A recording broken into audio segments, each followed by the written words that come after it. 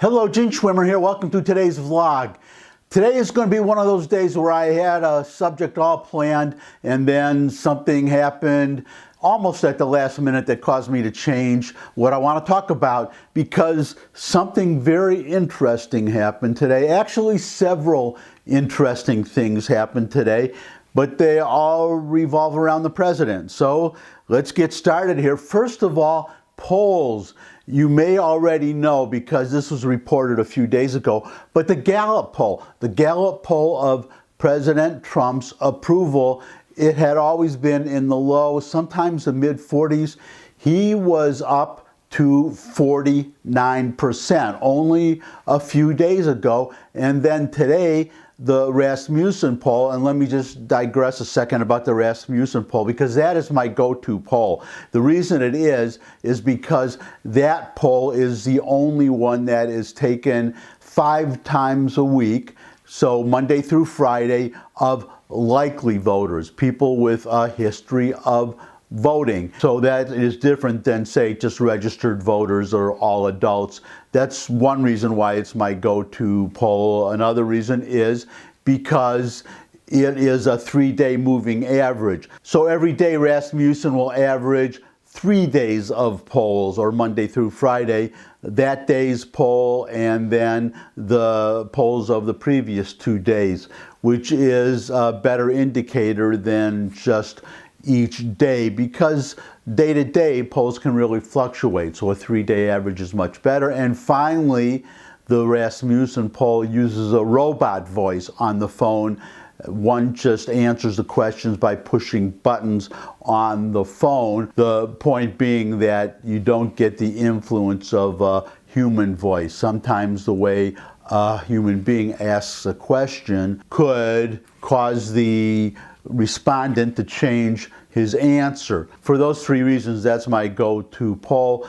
That had also had him as low as, at one point, he was at 43%, which is very bad over 3 days, and usually in the mid-40s. But today, the day I'm recording this, which is Wednesday, the day before you're seeing it, Thursday, he was at 49% too. So that is a very good sign for Trump, for his reelection. And I would add one more personal opinion, which is that even the Rasmussen poll is, as I said, very accurate because it polls likely voters, voters with a history of voting, and that is important because the way that Rasmussen determines who is a likely voter is by each person's history of voting in past elections. But I think Donald Trump is unique, and I think it's this unique aspect of Trump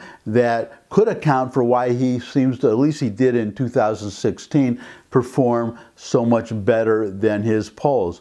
Well, actually 2 reasons. One, that's been noted in the past, that people don't want to admit that they're voting for Trump because of all these negative comments about Trump, and by extension, negative comments about those who support Trump.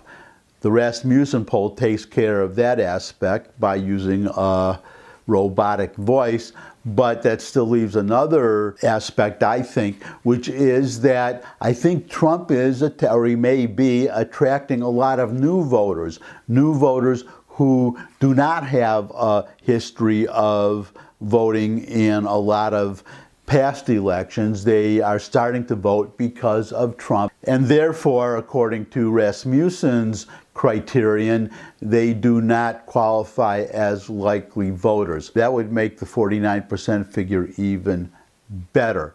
But what I want to mainly talk about today, well, it may be one of the reasons for his rising poll number. I have noticed a little bit of a change, but a big change today in Trump's behavior. He has been criticized for not, quote unquote, acting presidential, but today I was really, really surprised. Trump appeared twice today himself, and this is another point in Trump's favor, that whenever he appears and there is press around, he answers questions. I mean, compare that to Obama, who rarely answered questions and rarely held press conferences. Trump, of course, rarely holds press conferences too, but that's because he answers questions frequently from the press every time he encounters them, including today. In the morning, he signed a proclamation for a National Nurses Day, something like that. And later in the day, he had a White House meeting with the governor of Iowa. Both times he took questions. And what I want to emphasize about those two occasions, I hope it's a trend for the future, because he used to just rant in these coronavirus briefings, which thankfully he is not doing anymore, or not as frequently. I don't think he's had one in a while, because he would go off on these long rants, and he still, even today, had a tendency a couple of times, but not as much, to repeat himself, to talk about the cupboards were bare and we're doing more testing than all the other countries combined, things like that. But he was very presidential. That's what I want to get to. He was very calm, very quiet, and the press, to his credit, was too. They would quietly ask him questions. They would not be rude and interrupt. So that could be a contributing factor, but Trump would be very calm, even when he was criticizing the press. He was very, I'll just have to say it again, presidential, and it is making a big difference. Actually, I think I will show you. I'll take it from the first appearance today, the one in the cabinet room with the nurses, just a little bit. Watch, listen, and decide for yourself if you notice any difference in Trump's demeanor. President, yesterday we went to Arizona, and you had said before the trip that you would likely wear a mask at the mask factory. You ended up not wearing one. Well, I actually did have one, no. I put a mask on, yeah, I had a mask on for a period of time. We didn't see you with a mask on. Well, I can't help it if you didn't see me. I mean, I had a mask on, but I didn't need it. And I asked specifically the head of Honeywell, should I wear a mask? And he said, well, you don't need one in this territory. And as you know, we were far away from people, from the people making the masks. They were making the masks. But I did put a mask on, and it was a Honeywell mask, actually. And I also had a 3M mask, and I had about 4 other masks.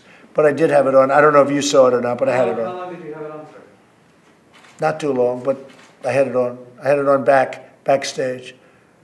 But they said you didn't need it, so if I didn't need it, and by the way, if you notice, nobody else had it on that was in the group. And they were the people. We saw the workers wearing them. The workers had them on, yeah, the workers were there, yeah, because they're working next to each other. Okay? Mr. President, what kind of message does it send that you're surrounded by nurses who are not doing social distancing, who are not wearing masks? What kind of a message? Well, I can't help that. I mean, look, I'm trying to be nice. I'm signing a bill, and you criticize us. Look, here's the story. There's nothing I can do to satisfy the media, the Democrats, or the fake news, and I understand that. We did the greatest job mobilization in history with the ventilators, and I don't think there was a story what a great job we did. Now we're helping Germany, and we're helping many other countries, France, Spain, and Italy, by the way, and Nigeria, sending 250 to Nigeria ventilators. And 2 months ago, we didn't have any ventilators for ourselves. The cupboards were bare, right, Deborah? They were bare. People have no idea.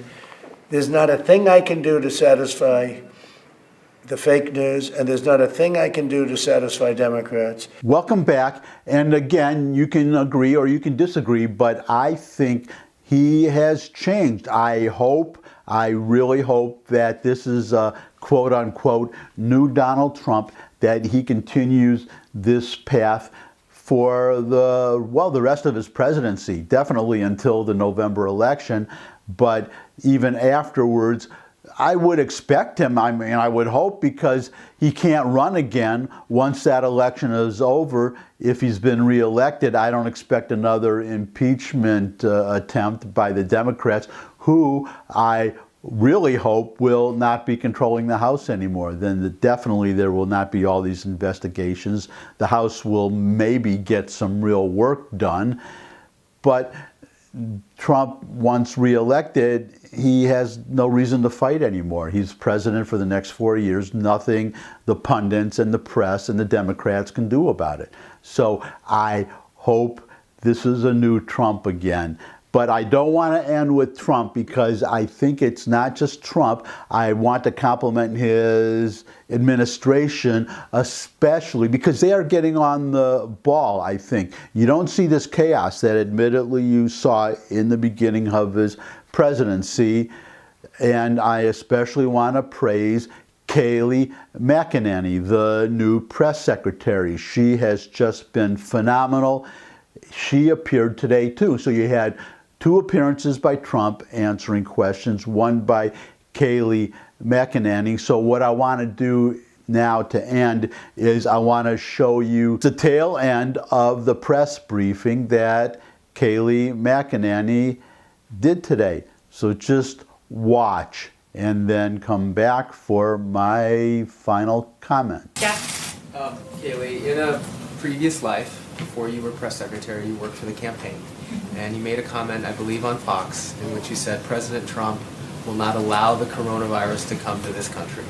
Given what has happened since then, obviously, would you like to take that back? Well, first, let me note, I was asked a question on Fox Business about the president's travel restrictions. I noted what was the intent behind those travel restrictions, which is we will not see the coronavirus come here. We will not see terrorism come here, referring to an earlier set of travel restrictions. I guess I would turn the question back on the media and ask similar questions. Does Vox want to take back that they proclaim that the coronavirus would not be a deadly pandemic?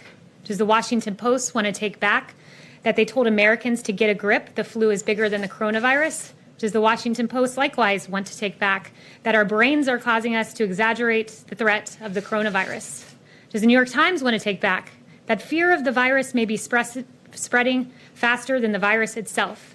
Does NPR want to take back that the flu was a much bigger threat than the coronavirus? And finally, once again, the Washington Post, would they like to take back that the government should not respond aggressively to the coronavirus? I'll leave you with those questions, and maybe you'll have some answers in a few days. Kayleigh, Thank you very much. Welcome back. And as I said about Trump's appearance in the cabinet room, you can agree or you can disagree, but in my opinion, that was a masterful performance by Kayleigh McEnany. And that's my comment, my last comment for today, except to say thumbs up if you like this video. Share it with anybody you think would also like the video. Got any comments? You can put them in the comment section below the video, as long as any questions you might have, suggestions for future topics. If you would subscribe, I would love getting more subscribers. And finally, come back and see me again. I look forward to seeing all of you again. And until I do see you all again, bye.